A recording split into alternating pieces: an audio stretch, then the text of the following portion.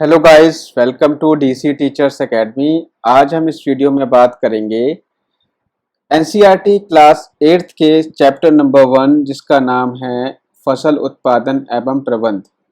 ये जो वीडियो है स्पेशली सीटेट पेपर 2 के लिए है, क्योंकि सीटेट पेपर 2 में आपको पता है कि 60 मार्क्स की मैथ और साइंस आती है, जिसमें से 30 मार्क्स मान लीजिए आप साइंस के लिए। ठीक है। और ये खास बात है सीटेट की कि जो अपना इसका जो पैटर्न है वो डायरेक्टली वो एनसीईआरटी से ही क्वेश्चंस को देता है। तो हम इस चैप्टर में class 8th NCERT chapter number 1 science में एक्सप्लोर करेंगे और देखेंगे कि क्या क्या इंपॉर्टेंट पॉइंट है। वीडियो अच्छा लगता है तो लाइक और सब्सक्राइब जरूर कर दीजिएगा। तो देखिए, सबसे पहले हम इस चैप्टर में होगा क्या, इस चैप्टर में हम बात करेंगे कि फसलों का उत्पादन कैसे किया जाता है, उत्पादन में क्या क्या तरीकों को अपनाते हैं, मैक्सिमम उत्पादन कैसे किया जा सकता है। इसके बाद देखो आपका मिलेगा प्रबंध। प्रबंध मतलब जब फसल कट जाती है, फसल से जो हमारा अनाज होता है, तो अनाज को हमें क्या करना पड़ता है, काफ़ी देर तक, काफ़ी टाइम तक स्टोर करना पड़ता है। तो स्टोरेज जो होते हैं, स्टोरेज हम उसका कैसे करेंगे, क्योंकि हर एक फसल का जो स्टोरेज होता है वो अलग अलग तरीकों से होता है।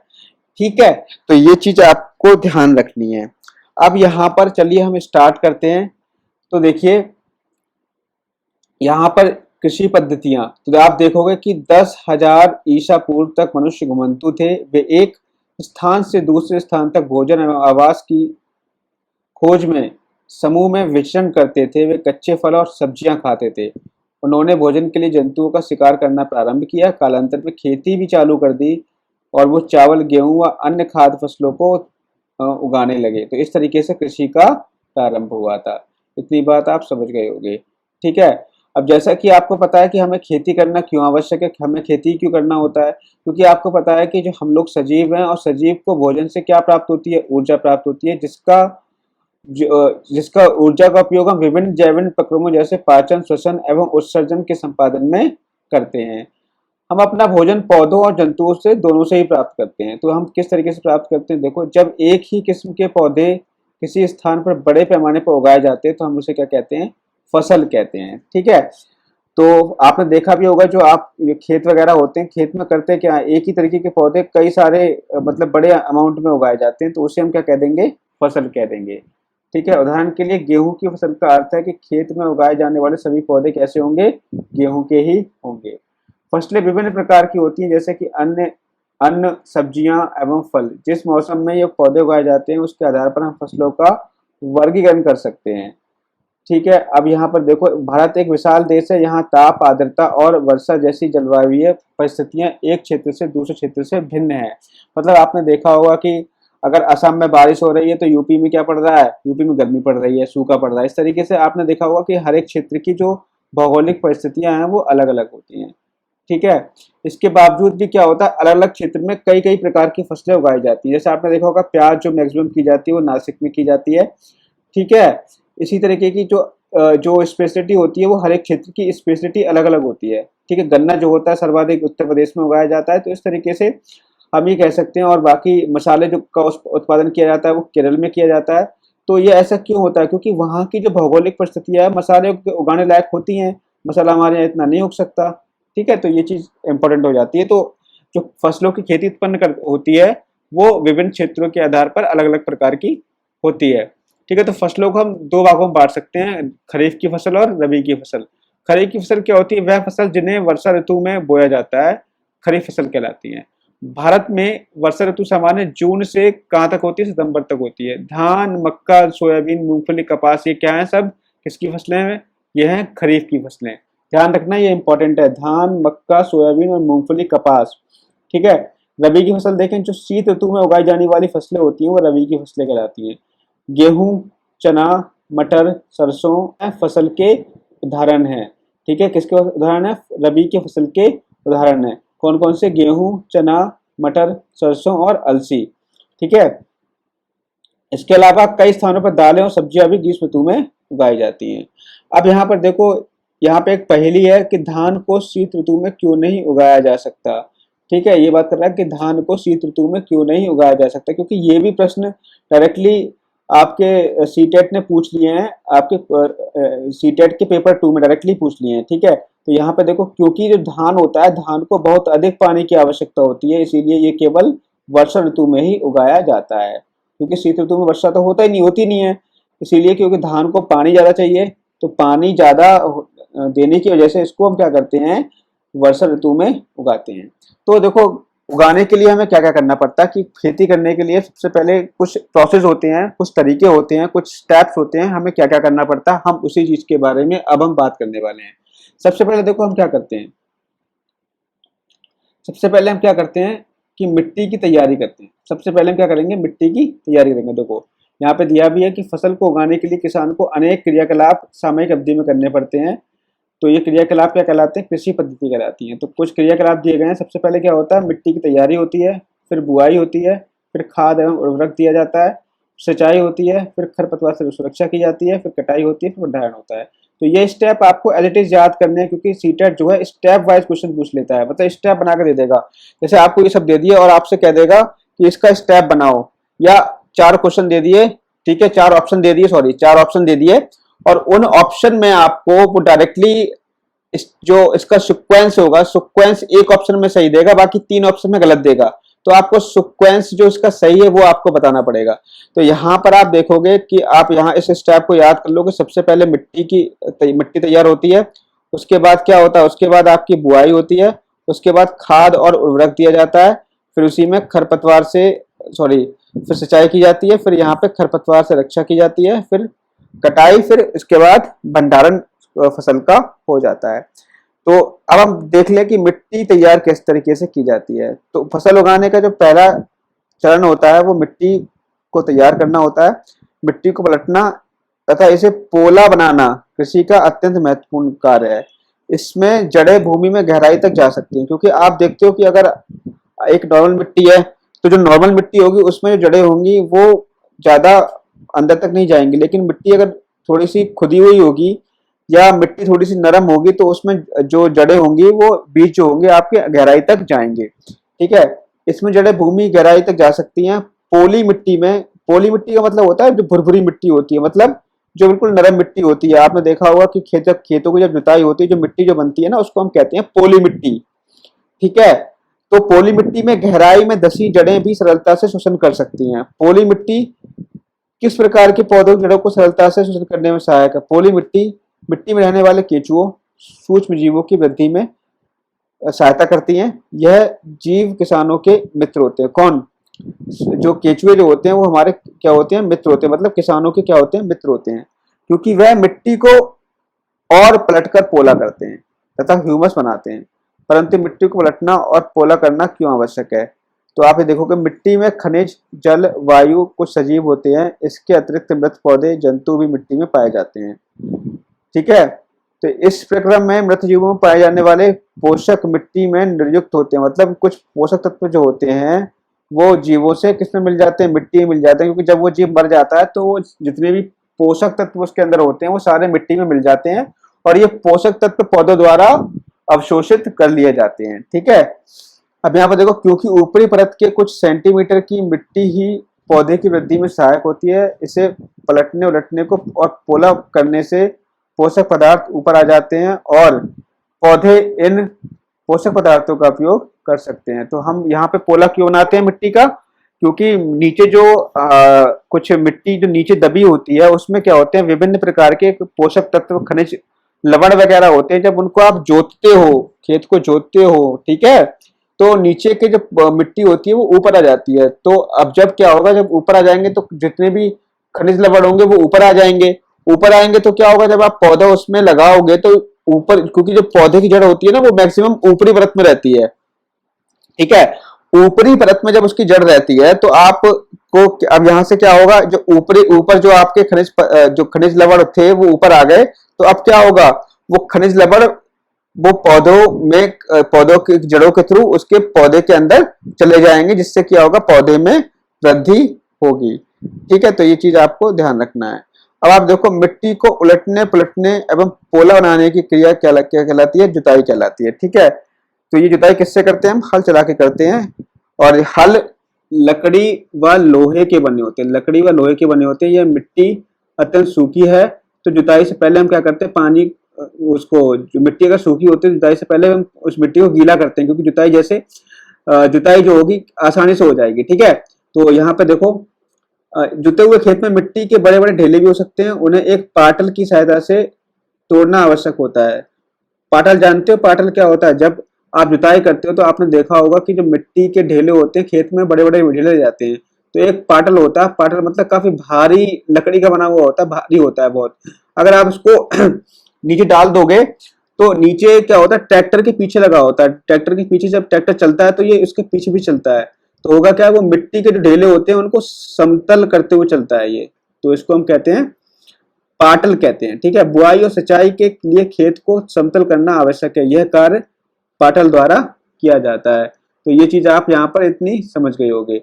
अब यहाँ पर देखो, कभी कभी जुताई से पहले खाद दी जाती है। इससे क्या होता है, जुताई के समय खाद मिट्टी में भली भांति मिल जाता है। आपने देखा होगा कि जब भूमि जो होती है उसमें अगर उर्वरता की कमी हो जाए तो हम लोग क्या करते हैं, हम जो देसी खाद होता है ना, देसी खाद गोबर वाला खाद होता है, हम क्या करते हैं, हम क्या करते हैं कि उस खेत पे जो भी खाद होता है उस पर बखेर देते हैं। बखेरने के बाद में कुछ टाइम बाद उसकी जुताई करते हैं, जिससे कि क्या होता है कि उसमें जो खनिज पदार्थ होते हैं मिट्टी में अच्छी तरीके से मिल जाते हैं और मिट्टी फिर से उर्वर हो जाती है। अब यहाँ पे हम बात करेंगे कृषि औजार की।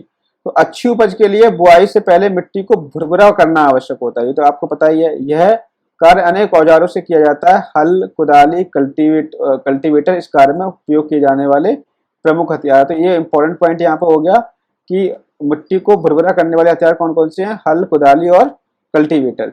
ठीक है, ये चीज ध्यान रखनी है।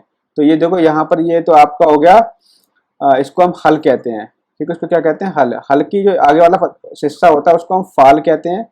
ठीक है, और ये जो होती है इसको हम क्या कहते हैं, साफ्ट। ये जो यहाँ पे ये जो डंडा होता लगा होता है ना, इसको हम साफ्ट कहते हैं। और ये आपकी फाल हो गई। ठीक है, और ये जो लगा होता है ये बैलों के ऊपर, इसको हम कहते हैं जोत। इसको क्या कहते हैं, जोत कहते हैं। ठीक है, अब हम आगे बढ़ जाते हैं। यहाँ पर देखो, यहाँ पर सॉरी कुछ चीज यहाँ रह गई। ये हल, हल देखो, प्राचीन काल से ही हल का उपयोग जुताई, खाद, उर्वरक मिलाने, खरपतवार निकालने एवं मिट्टी खुरसने के लिए किया जाता रहा है। यह औजार लकड़ी का बना होता है जिससे बैलों की जोड़ी एवं अन्य घोड़े की सहायता से खींचा जाता है। इसमें लोहे की मजबूती तिकोनी पत्ती बनी होती है, इसको हम फाल कहते हैं। फाल तो मैंने बता ही दिया था। और हल हल साफ्ट भी मैंने आपको बता दी थी, जो हैंडल होता है जिससे हल को पकड़ा जाता है उसे हल साफ्ट कहते हैं। कुदाली, यह क्या होता है, एक सरल औजार है जिसका उपयोग खरपतवार निकालने एवं मिट्टी को पोला करने के लिए किया जाता है। इसमें लकड़ी अथवा लोहे की छड़ होती है जिसके एक सिरे पर लोहे की चौड़ी और मुड़ी हुई प्लेट क्या होती है, लगी होती है, जो ब्लेड की तरह कार्य करता है। इसका दूसरा सिरा पशुओं द्वारा खींचा जाता है। ठीक है, अब जो कल्टीवेटर क्या होता है, तो ये कुदाली हो गई। कुदाली हो गई ना, ये कुदाली मतलब यहाँ पे क्या होता है, देखो ये जोत लगी होती है, यहाँ पे छड़ होती है। ठीक है, इसको हम हाथ से पकड़ते हैं। ये मुड़ा हुआ प्लेट होता है, ये जमीन के अंदर जाता है। ठीक है, तो ये चीज ध्यान रखना। अब यहाँ पे देखो कल्टीवेटर क्या होता है, ये देखो आप दिख रहे हो यहाँ पे, ये इसको हम कहते हैं कल्टीवेटर। क्या कहते हैं इसको, हम कल्टीवेटर कहते हैं। आजकल जुताई जो है ट्रैक्टर द्वारा संचालित की जाती है। किसके द्वारा, कल्टीवेटर से की जाती है। इससे क्या होता है, श्रम एवं समय की दोनों की बचत होती है। अब देखो ये सब काम हो गए, जुताई वगैरह हो गई। जुताई के बाद क्या आता है, बुआई आती है। जो है बुआई फसल उत्पादन का सबसे महत्वपूर्ण चरण है। बोने से पहले अच्छी गुणवत्ता वाले बीजों का चयन किया जाता है। अच्छी गुणवत्ता वाले बीज अच्छी किस्म के, साफ एवं स्वस्थ होते हैं। किसान अधिक उपज वाले बीजों को प्राथमिकता देते हैं। तो यहाँ देखो बीजों का चयन कैसे किया जाता है। एक दिन मैंने माँ को देखा कि माँ चने के कुछ बीज एक बर्तन में रखकर उसमें कुछ पानी डाल रही थी। कुछ मिनट बाद कुछ बीज पानी के ऊपर तैरते हुए दिखे। मुझे आश्चर्य हुआ कि कुछ बीज पानी के ऊपर क्यों तैरने लगे। अब मैं आपको बताऊंगा कि कैसा क्यों हुआ था। देखो ये क्या होता है, एक तरीके से बीज, कौन से बीज सही है कौन से बीज खराब है, इसको पता करने का तरीका होता है। तो यहाँ पर देखो, क्या कुछ बीज जल के ऊपर तैरने लगते हैं। जो बीज पानी में बैठ जाते हैं वे हल्के हैं या भारी हैं। क्षतिग्रस्त बीज जो होते हैं वो खोखले हो जाते हैं, इस कारण जो है हल्के होते हैं और ये पानी के ऊपर तैरने लगते हैं। तो बीज को पता करने का तरीका ये हो गया कि आप जो भी बीज होगा पानी के अंदर डालोगे और जो बीज अंदर से खोखले होंगे वो क्या होंगे, पानी के ऊपर आ जाएंगे। तो पानी के ऊपर जो आ जाते हैं वो बीज क्या होते हैं, खोखले होते हैं, मतलब वो बीज हमारी खेती के लिए खराब होते हैं, हमें उनको अलग करना होता है। ये चीज आपको ध्यान रखनी है, ठीक है। और बाकी जो बीज नीचे बैठ जाते हैं वो हमारी खेती के लिए उपयुक्त होते हैं। तो इस तरीके से आप अच्छे और क्षतिग्रस्त बीजों को अलग कर सकते हो, ठीक है। इसके अलावा देखो परंपरागत औजार। परंपरागत औजार जो है वो उसका उपयोग किया जाता है बुआई करने में। परंपरागत रूप से बीजों की बुआई में इस्तेमाल किया जाने वाला जो औजार है उसको हम कीप कीप कहते हैं। कीप के आकार का होता है, देखो ये है यहाँ पर, ठीक है। इसमें से हम क्या करते हैं, बीज डालते जाते हैं। तो यहाँ पर क्या होता है, देखो बीजों को कीप के अंदर डालने पर ये 2 या 3 नुकीले सिरे वाले पाइपों से गुजरते हैं। ये सिरे मिट्टी को भेद कर बीज को स्थापित कर देते हैं, ठीक है। बीज जो है से अंदर चला जाता है, ठीक। अब यहाँ पर देखो पौधों का प्रकाश, पोषक एवं जल पर्याप्त मात्रा में प्राप्त होता है। अधिक घनेपन को रोकने के लिए कुछ पौधों को निकालकर हटा दिया जाता है। तो यहाँ पर क्या होता है, देखो यहाँ पर जो है आपको, सॉरी यहाँ पर, चलो ठीक है ये तो चीज हो गई। यहाँ पर देखते हैं सील ड्रिल के बारे में। सील ड्रिल क्या होती है? आजकल बुआई के लिए ट्रैक्टर द्वारा संचालित सीड ड्रिल का उपयोग होता है। यहाँ पे क्या होता है, देखो सीड ड्रिल होती है, तो इसमें से हम क्या करते हैं, बीज सीड ड्रिल में डाल देते हैं और बीज जो है इसके थ्रू जो है मिट्टी में चला जाता है। तो इसमें जो है इसके द्वारा बीजों में समान दूरी व गहराई बनी रहती है। यह सुनिश्चित करना होता है कि बुआई के बाद बीज मिट्टी द्वारा ढक जाए। इससे पक्षियों द्वारा बीजों से होने वाले नुकसान को रोका जा सकता है। सीड ड्रिल द्वारा बुआई करते समय एवं श्रम दोनों की बचत होती है। इसको हम सीड ड्रिल कहते हैं। ये ट्रैक्टर में लगाई जाती है, ठीक है। मेरे विद्यालय के समीप एक पौधशाला है। मैंने देखा कि छोटे छोटे पौधे थैलों में रखे हुए, किस प्रकार और क्यों रखे गए हैं। धान, पहले कुछ पौधों के बीजों को पहले पौधशाला में उगाया जाता है। पौध तैयार होने पर उन्हें हाथों द्वारा खेतों में रोपित किया जाता है।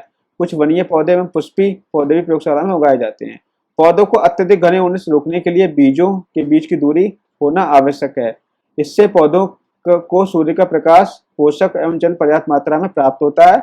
अधिक घनेपन को रोकने के लिए कुछ पौधों को हम निकाल सकते हैं, ठीक है। जैसे मान लीजिए कि आपने धान की रोपाई करी, तो धान की रोपाई जो की जाती है उसमें पौधे जो हैं कुछ दूरी पर गाड़े जाते हैं। क्यों? क्योंकि अगर आप उसको पास में गाड़ोगे तो उसको प्रॉपर सूर्य का प्रकाश, पोषक तत्व एवं जल उपलब्ध नहीं हो पाएगा। इसीलिए हम घनेपन को रोकने के लिए कुछ पौधों को निकाल देते हैं। अब यहाँ पर देखो अगला जो काम होता है वो खाद एवं उर्वरक को मिलाना। तो देखो वे पदार्थ जिन्हें मिट्टी में पोषक स्तर बनाए रखने के लिए मिलाया जाता है उन्हें हम खाद या उर्वरक कहते हैं। मैंने एक खेत में उगने वाली स्वस्थ फसल पौधों को देखा, जबकि पास के खेत में पौधे कमजोर थे। कुछ पौधे अन्य पौधों की तुलना में ज्यादा अच्छी तरह क्यों उगते हैं? अब देखो यहाँ पर रीजन है, मिट्टी फसल को खनिज पदार्थ प्रदान करती है। यह पोषक पौधों की वृद्धि के लिए आवश्यक होते हैं। कुछ क्षेत्रों में किसान खेतों में एक के बाद दूसरी फसल उगाता रहता है। खेत कभी भी खाली नहीं छोड़े जाते। कल्पना कीजिए पोषकों का क्या होता है। लगातार फसलों के उगने से मिट्टी में कुछ पोषक तत्व की कमी आ जाती है। इस क्षति को पूरा करने के लिए किसान खेतों में खाद देते हैं। यह प्रक्रम खाद देना कहलाता है। अपर्याप्त खाद देने से पौधे क्या हो जाते हैं, कमजोर हो जाते हैं, ठीक है। खाद एक क्या होता है, कार्बनिक जैविक पदार्थ होता है जो पौधों या जंतु अपशिष्ट से प्राप्त होती है। किसान पदार्थ एवं जंतु अपशिष्टों को एक गड्ढे में डाल जाते हैं तथा इसका अपघटन होने के लिए खुले में छोड़ देते हैं। अपघटन कुछ सूक्ष्म जीवों द्वारा होता है। अपघटित पदार्थ खाद के रूप में उपयोग किया जा सकता है। आपने कक्षा 6 में वर्मी कंपोस्टिंग का मतलब क्या होता है, केंचुए द्वारा खाद तैयार करना, ठीक है। ये इसको हम कहते हैं देसी खाद, ठीक। अब यहाँ पर देखो ये चीज इंपॉर्टेंट है। यहाँ पर ये चीज क्या होती है, ये ऐसे ही तो सीटेट यहाँ से पूछ लेता है प्रश्न, सीटेट यहीं से प्रश्न पूछता है। ये चीज ध्यान रखनी है आपको। तो यहाँ पर देखो मूंग अथवा चने के बीज लेकर उन्हें अंकुरित कीजिए। उनमें एक ही आकार वाले 3 बीज नवोद्भिद छांट लीजिए। अब 3 गिलास अथवा ऐसे ही पात्र लीजिए, इन पर A, B, C निशान लगाइए। गिलास A में थोड़ी सी मिट्टी लेकर इसमें थोड़ी सी गोबर खाद मिलाइए। गिलास B में समान मात्रा में मिट्टी लेकर थोड़ा सा यूरिया खाद मिलाइए और गिलास C में कुछ मिट्टी लेकर के बिना कुछ मिलाए इसको रखिए। अब इसमें पानी की समान मात्रा डालकर सुरक्षित स्थान पर रख दीजिए। प्रतिदिन पानी देते रहिए। 7 से 10 दिनों के बाद वृद्धि को नोट कीजिए। तो यहाँ पर देखो गिलास A, गिलास B, गिलास C लिया गया। एक गिलास में गोबर और बीज डाल दिया गया। एक गिलास में बीज के साथ में यूरिया मिलाया गया और एक गिलास जो है आपका बिल्कुल जो है बिना खाद के रखा गया। तो होगा क्या, जो बी होगा जिसमें यूरिया मिलाया गया था, उसमें जो पौधे होंगे वो अधिक, उसमें अधिक वृद्धि हो जाएगी। तो देखो यहाँ पे क्या तीनों गिलासों के पौधे में वृद्धि गति एक समान है? किस गिलास में पौधे की वृद्धि बेहतर है, किस गिलास के पौधे की वृद्धि सबसे अधिक है? तो उर्वरक वे रासायनिक पदार्थ हैं जो विशेष पोषकों से समृद्ध होते हैं।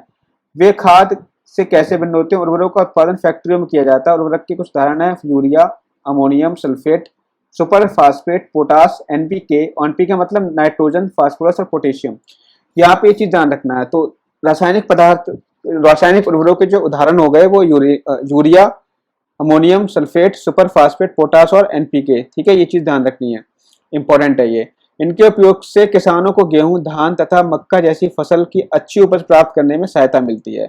परंतु उर्वरकों के अत्यधिक उपयोग से मिट्टी की उर्वरता में कमी आई है। यह जल प्रदूषण का भी स्रोत बन गए हैं। अतः मिट्टी की उर्वरता को बनाए रखने के लिए हमें उर्वरक के स्थान पर जैविक खाद का प्रयोग करना चाहिए और दो फसलों के बीच में खेत को कुछ समय के लिए कुछ उगाए छोड़ देना चाहिए, जिससे कि उसकी उर्वरता बनी रहे।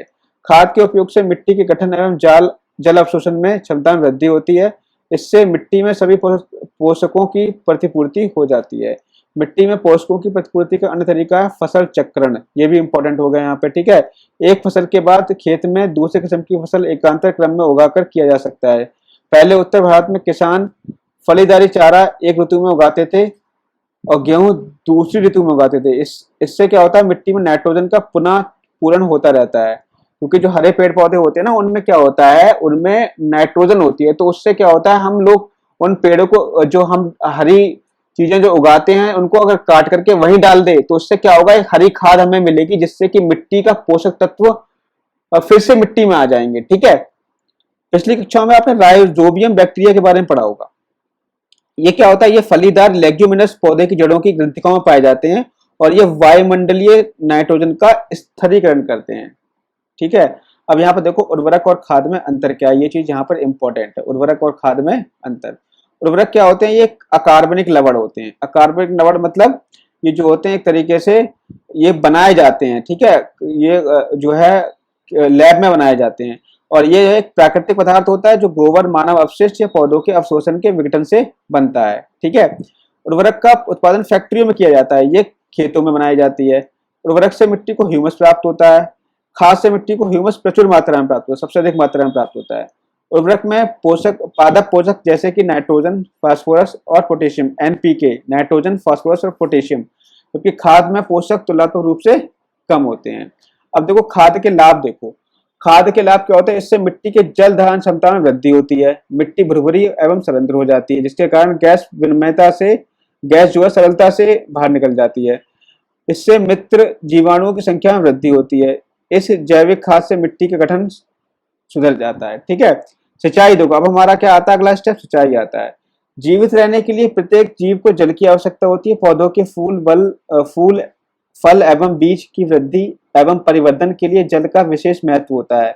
पौधों की जड़ों द्वारा जल का अवशोषण होता है, जिसके साथ खनिजों और उर्वरकों का भी अवशोषण होता है। पौधों में लगभग 90% जल होता है। ये चीज इंपॉर्टेंट हो गई, पौधों में लगभग 90% क्या होता है, जल होता है। जल आवश्यक है क्योंकि बीजों का अंकुरण शुष्क स्थिति में नहीं हो पाता। जल में घुले हुए पोषक का स्थानांतरण पौधे के प्रत्येक भाग में होता है। यह फसल की पाले एवं गर्म हवा से रक्षा करते हैं। ठीक है, स्वस्थ फसल वृद्धि के लिए मिट्टी की नमी को बनाए रखने के लिए खेतों में नियमित रूप से जल देना आवश्यक होता है। विभिन्न अंतराल पर खेत में जल देना क्या कहलाता है, सिंचाई कहलाता है। सिंचाई का समय एवं बारंबारता फसलों, मिट्टी एवं ऋतु में भिन्न होता है। गर्मी में पानी देने की बारंबारता अपेक्षाकृत अधिक होती है, क्योंकि जो है यहाँ पर ऐसा इसलिए होता है क्योंकि गर्मी क्या करती है, गर्मी से अधिक जल जो है वाष्प बनकर ऊपर की तरफ उड़ जाता है। ठीक है, अब देखो इस वर्ष पानी देते समय मैं अधिक सतर्क हूँ। पिछली गर्मियों में मेरे पौधे सूख और मर गए। तो ये तो एक तरीके से पहेली हो गई कि किसान को जो है सही टाइम पे फसलों को सही मात्रा में पानी देना चाहिए। सिंचाई के स्रोत क्या क्या हैं, कुएं हैं, जलकूप, तालाब, नदियां, बांध और नहर, ये सब क्या है, सिंचाई के स्रोत हैं। सिंचाई के पारंपरिक तरीकों के बारे में बात कर लें तो कुओं, झीलों एवं नहरों में उपलब्ध जल को निकालकर खेतों तक पहुंचाने के पहले कई तरीके होते थे। जैसे मवेशी और मजदूर इन विधियों का इस्तेमाल करते थे। कौन कौन सी विधियां, मोट या घिरनी, या आप यहाँ पे देख रहे हो ये क्या है, घिरनी है।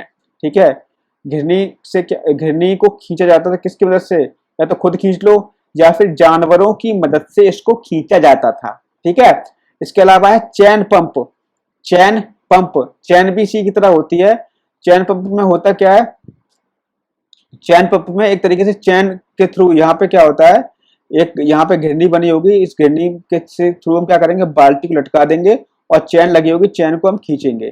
ठीक है, इसके अलावा है ढकेली।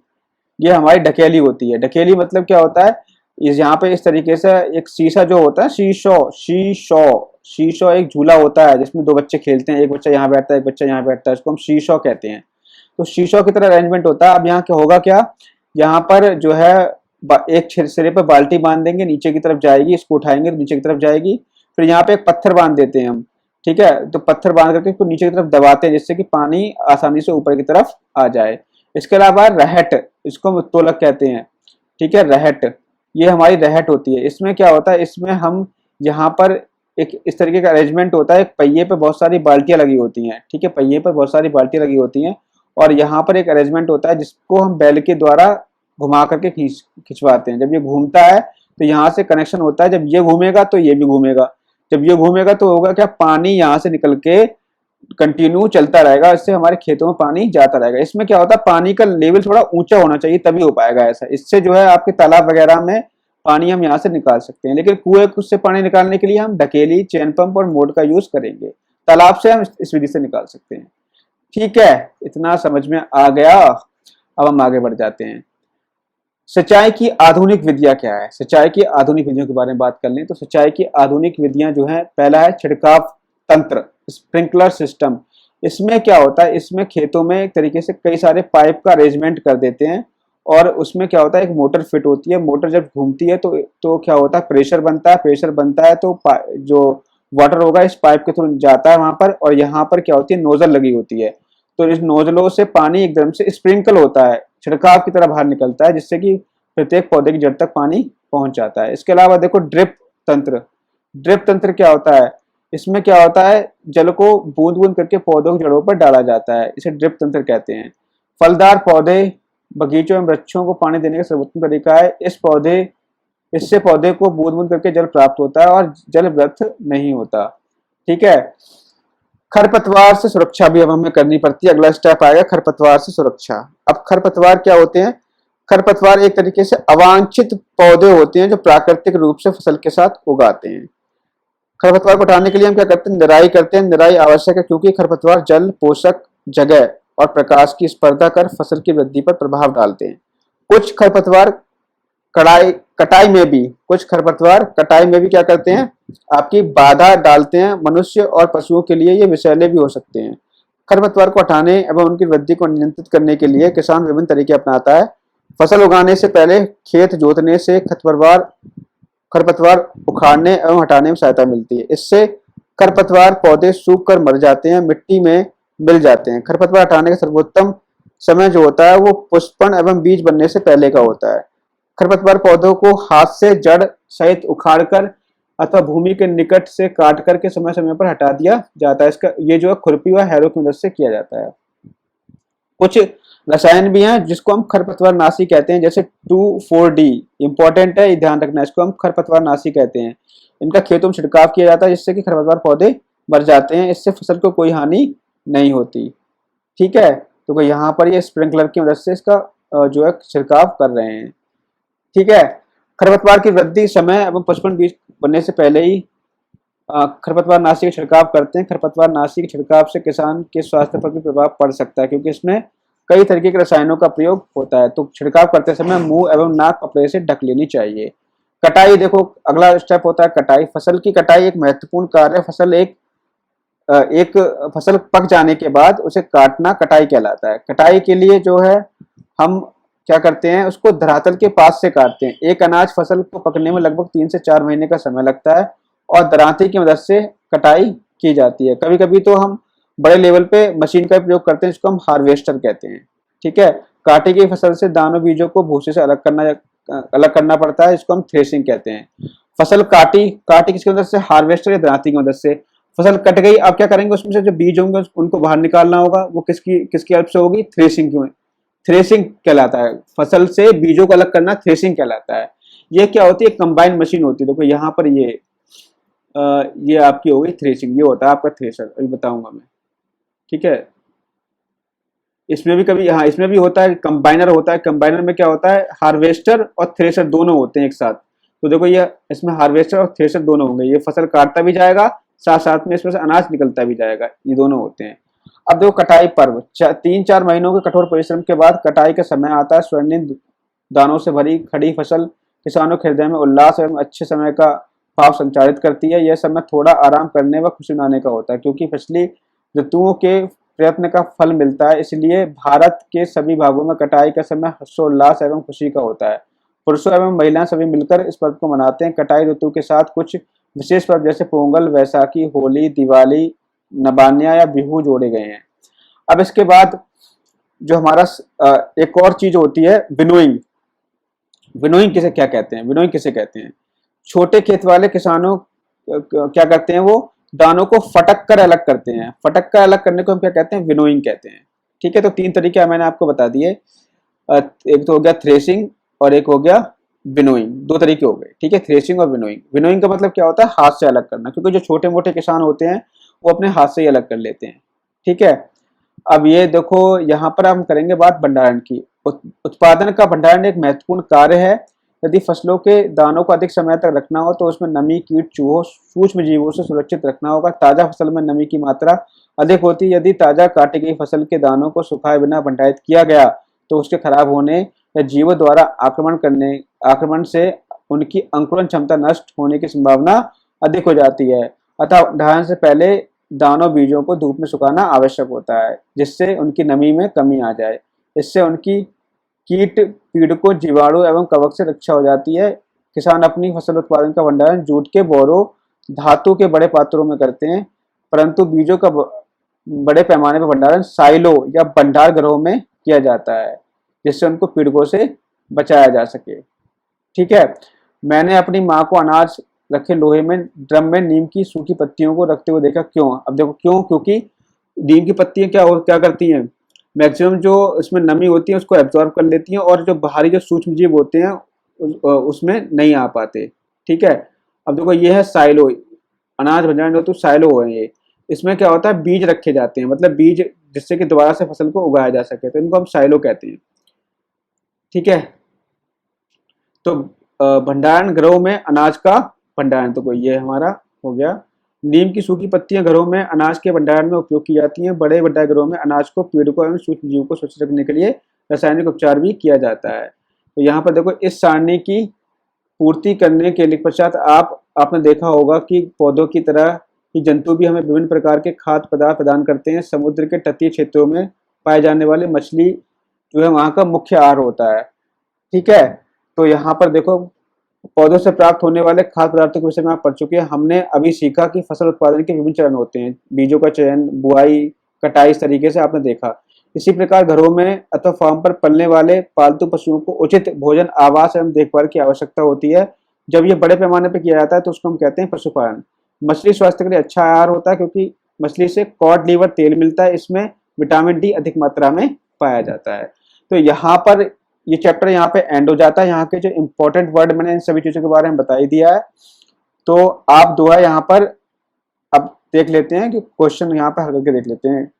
हाँ, यहाँ पे देखो ये देख लेते हैं हम, चलो थोड़ा सा। खरीफ फसल, खरीफ फसल कौन कौन सी होती है मैंने बताया, जो आपकी वर्षा ऋतु में जो बोई जाती है उन्हें खरीफ फसल कहते हैं। तो धान और मक्का क्या हो जाएगी, खरीफ फसल हो जाएगी। रबी फसल गेहूं, चना, मटर रबी फसल हो जाएगी। रासायनिक उर्वरक क्या होते हैं, यूरिया और सुपरफास्फेट। कार्बनिक खाद क्या होती है आपकी, जो है पशु अपशिष्ट, गोबर मूत्र जो होते हैं हमारे, कार्बनिक खाद होती है। ठीक है, तो ये चीज इस तरीके से, आई होप कि आपको ये चैप्टर समझ में आया होगा। और चैप्टर समझ में नहीं आया तो आप इसको 1 से 2 बार देखना रिपीट करके, ठीक है, समझ में आ जाएगा। बहुत ही इंपॉर्टेंट चैप्टर है। मिलते हैं अगले वीडियो में एक नए चैप्टर के साथ। Thank you.